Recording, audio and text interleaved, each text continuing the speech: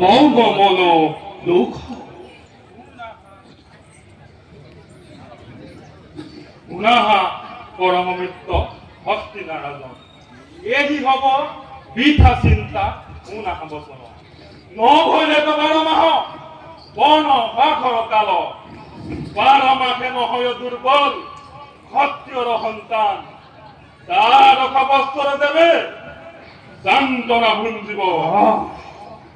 দেবে খেল বিবাহ খা অপার আনন্দ। হে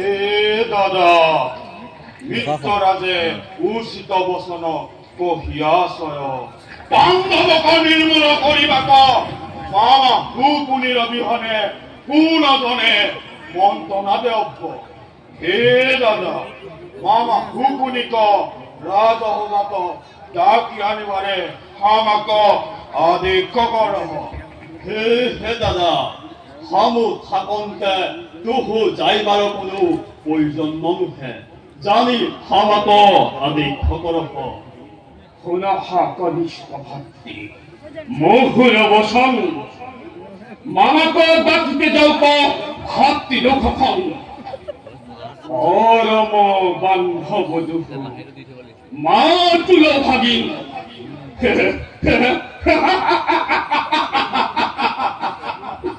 ইজনে আউর হে মাতৃ উত্তর প্রণিপাত গ্রহণ নকরহ। হে পিতামহ আমার প্রণাম গ্রহণ নকরহ।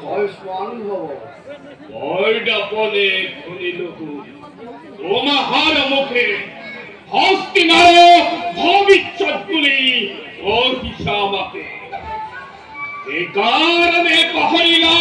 গোলা পিতামহ অন্ধবন্ধীরগণেই বক্তাদিত্যুধাম বান্ধব নহ কিংবা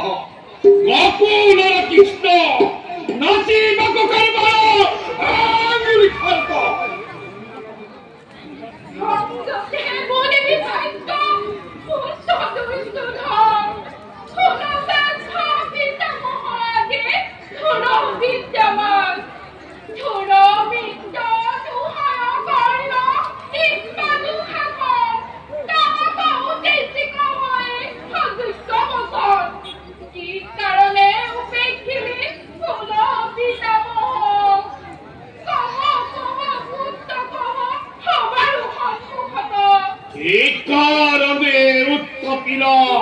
উপেক্ষা বচন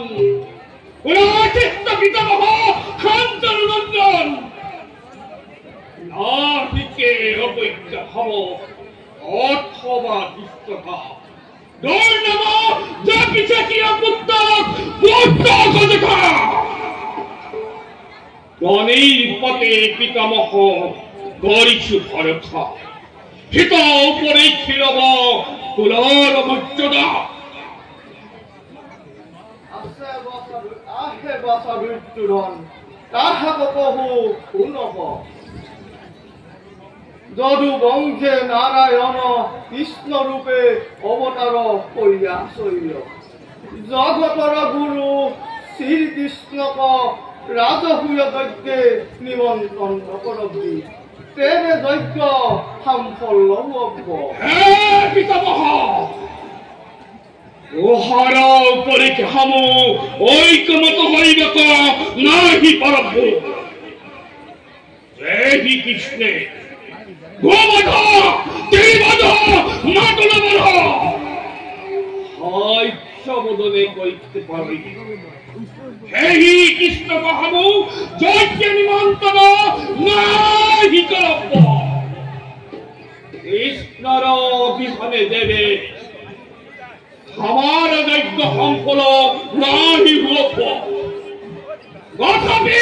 গোপীদের পত্রতর গলিয়া কৃষ্ণক যজ্ঞ নিমন্ত্রণ নাহি করব। নুহুমাই হিত ভাগ্য দ্বার অর্ণ কুঠর তর্ক যুদ্ধ নহয় ভুবন তাহার সঙ্গত ইহ কাল পর কাল কিন্তু মঙ্গল হস্তিনার পিতৃপাখের প্রতিজ্ঞা আছিল এ ভীষ্মর এক কথা কহু এবে গুণাহারাজন কৃষ্ণ ভিনে কোনো যজ্ঞ নহয় হাম্পল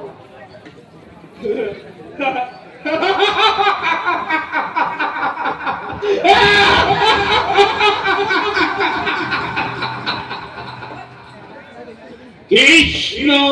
কৃষ্ণ বলি পলাপ বুকে পিতামহ ভীষ্ম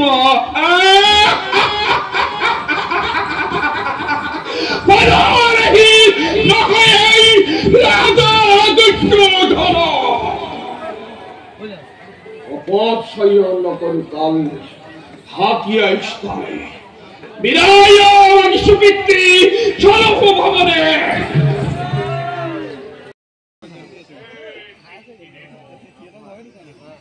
উত্তর প্রণিপাত করিবা গহন আয়ুষ্মান নব হে মাতৃ জ্যেষ্ঠ পুত্র প্রণিপাত গহন নকরস্য তথা ধর্ম তথা জয় অখিল বদল হন্তে বুলা ধর্মীয় বচন ধর্মর শুনিলে নাম ঘৃণ কতয় ধর্মর নামে ব্যভিচার লিখি বলি গলে ধর্মর নামত পদাঘাত করু রাজা দুর্যোধন বলি পানে মাতৃ তুমি হেহি সত্যবান যুধিষ্ঠির কাহর পুত্র মহ পঞ্চজনর পঞ্চ পিতৃ মাতৃ একজন যুধিষ্ঠির কেমনে ভৈল ধর্মানন্দন ফুলই দেহ মহাধর্মী ফুলর কলঙ্ক ধর্ম নামে পরঘাত কর হেহি দূর গর্ব ধীর ধীর ক্ষতধীর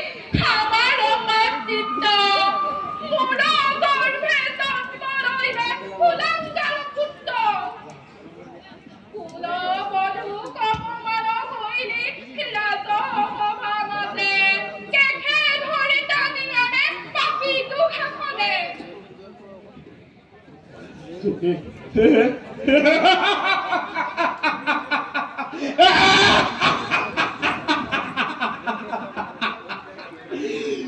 যেহি নারিকা বসাইলা মাতৃ দেবীর আসনে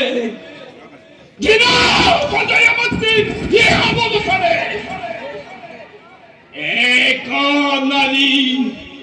পঞ্চাশমী কেন চরিত্র কুলবধূ হইল কেন তুহার কুলর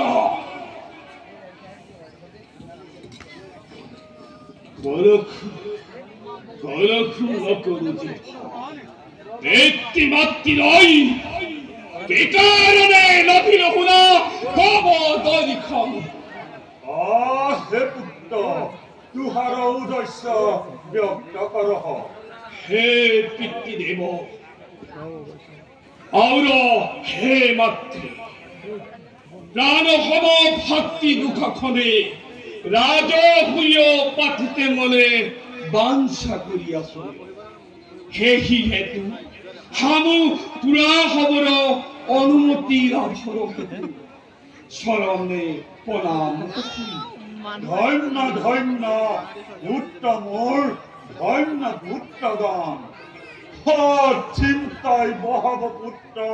কুলর হন্মান পিতামহ ভীষ্ম অমেক কুল গুরুজুন্ন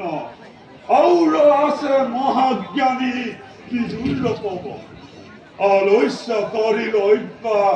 হবার সম্মতি যেন পথে দৈল্যে পাবা উৎখাতে হে পিতৃগুরু হস্তিলা রাজন তব ঐক্য বিনে আমাক দিব কুলচন কুলগুৰু পিতামহ গুৰু দ্ৰোণাচাৰ্য বিদুৰ পৱনকুৱে তোহাৰ আমাত্য কৃপা কৰি আজ্ঞা কৰা হস্তিনা ৰাজনা তব আজ্ঞাই কৰিব পিতৃ যজ্ঞ আৰম্ভণ। হে পুত্ৰ, জ্যেষ্ঠ সামৰ উপদেশ লইয়া মোৰ ৰাজহৈয়া যজ্ঞ পাতিতে আজ্ঞা কৰলো। ৰূপে শুভ কাৰ্য যিচু আশীৰ্বাদ সাফল হওক যজ্ঞ প্ৰভুৰ কৃপাত কৃষ্ণৰ ৰূপে অৱতাৰ যাদৱ কুলত ভাৰখালা পুত্ৰ প্ৰভুৰ গণিত মাতৃ দিগভিত ভক্ষণ কৰহু পুত্ৰে কৃষ্ণৰ নামত মাতুলবধি কৃষ্ণক মাতৃ কিয় পাহৰিল মৰিল সংগে মুখ মৃত্যুতাৰ উপদেশ দিলা। অপিনে বস্তুচুৰ ধেনু চাৰিফুলে উপযুক্ত নহৈতো মৃত্যু বুলিবলে তব পুত্ৰ দুৰ্যোধন হস্তি নাৰপতি কৃষ্ণৰ সংগে মৃত্যুতা পাতি নাৰাখুপেক্ষাতে চিৰ পূজ্য পিতৃ মাতৃৰ হে বিশু শৰদে বিনয় মাগিছো তবৰ কাষত